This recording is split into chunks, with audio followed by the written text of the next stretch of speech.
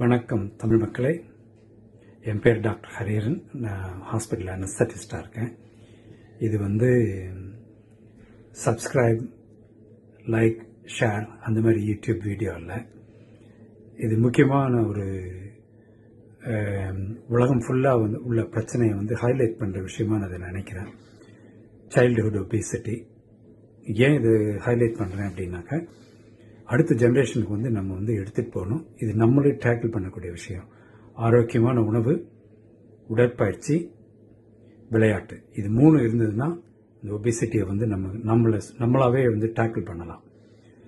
இதை முன்னிறுத்தி MKMM சரவடி குழுவினர் ஒரு விளையாட்டு போட்டி ஆர்கனைஸ் பண்ணியிருக்காங்க. நீங்கள் எல்லாரும் அதில் போய் தவறாமல் கலந்துக்கணும். ஒரு விண்ணப்பம் வைக்கிறேன் சரவடி கூட்டத்துக்கு. அடுத்த வருஷம் குழந்தைகளுக்கான விளையாட்டு போட்டியும் ஏற்பாடு பண்ணணும்னு சொல்லிட்டு கேட்டுக்கிறேன். இதை ஹெல்ப் பண்ணுற ஸ்பான்சர்ஸ் அத்தனை பேருக்கும் மனமார்ந்த நன்றிகள்.